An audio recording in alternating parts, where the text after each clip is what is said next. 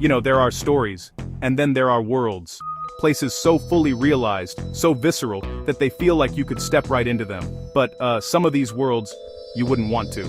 We're talking about the dark universes, the places where the sun seems to have forgotten how to shine, where hope is a currency more valuable than gold, and where survival is the only thing on the menu.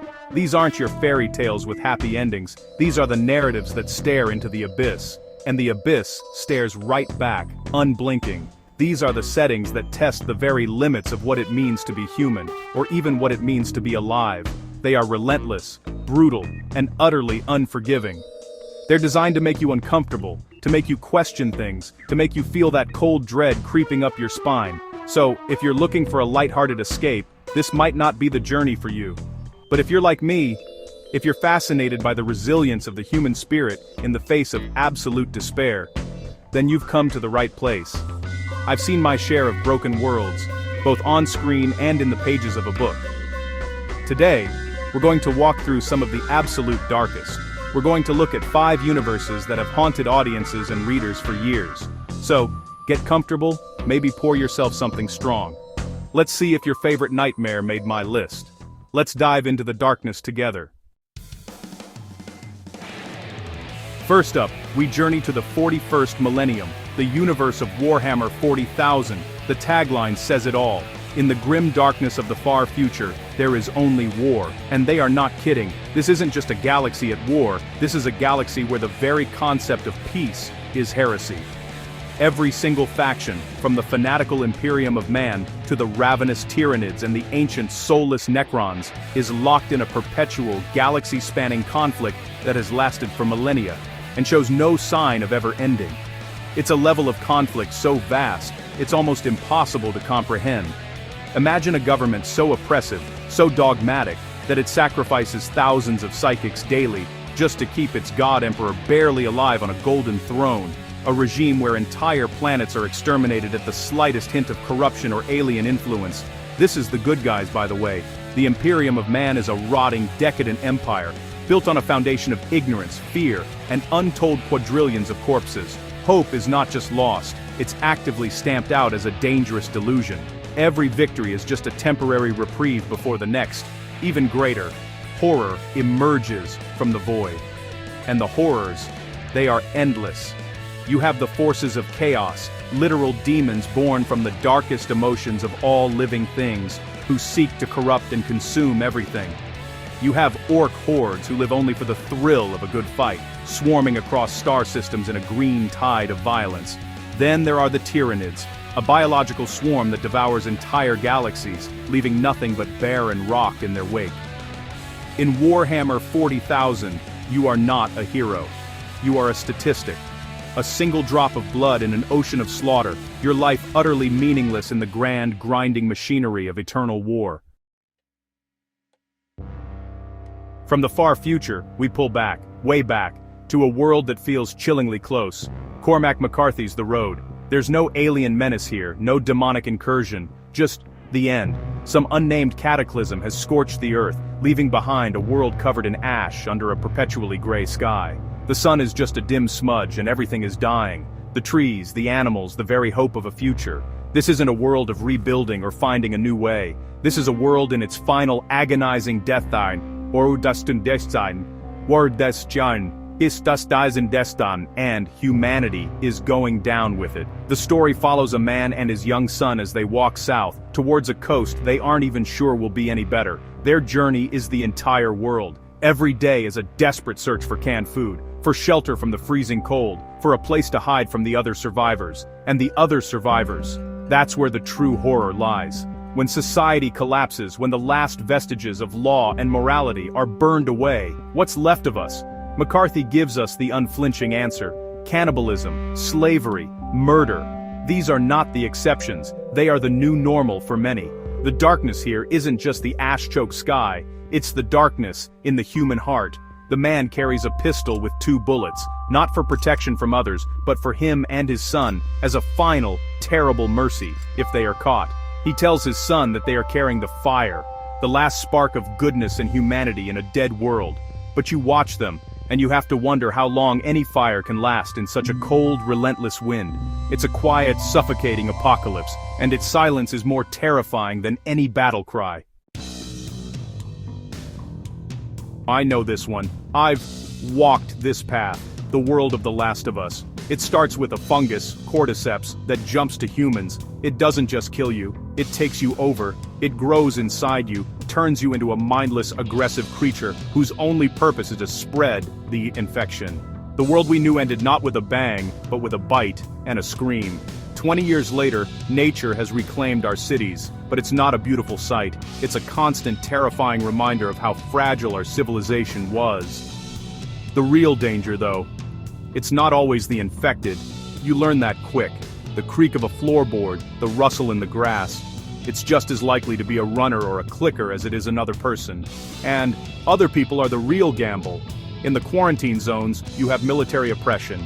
Outside you have hunters, slavers, cultists, desperate people who have abandoned their humanity piece by piece just to see another sunrise. Trust is the rarest commodity in this world. Giving it to the wrong person is a mistake you only get to make once. Every encounter is a life or death struggle. Not just for your body, but for your soul. You have to make choices. Impossible choices. Do you save someone at the risk of your own life? Do you kill to protect what's yours? Do you sacrifice one to save many?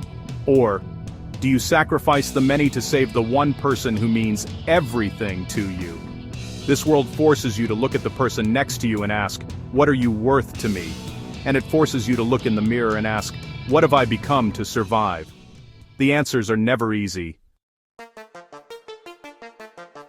Now we step into a world of pure dark fantasy, a world born from the mind of the late great Kentaro Miura. This is Berserk. On the surface, it might look like a typical medieval European setting, with knights and castles and kingdoms, but beneath that thin veneer lies a chasm of absolute horror. This is a world where causality is a tangible force, a current pulling everyone towards a predetermined and often gruesome fate. It's a world where your dreams can be the very thing that damns you and everyone you love. The darkness in Berserk is deeply personal and horrifyingly cosmic. We follow Guts, the Black Swordsman, a man who has known nothing but suffering since the moment he was born from a hanged corpse. He finds a glimmer of hope, a family in the mercenary group known as the Band of the Hawk. But that hope is betrayed in the most traumatic and soul-shattering way imaginable during an event called the Eclipse, a demonic ritual that sacrifices the many for the ambition of one, plunging the world into an age of even greater darkness. After that, the world is literally infested with demons. Apostles, former humans who sacrificed their loved ones for power, prey on the innocent.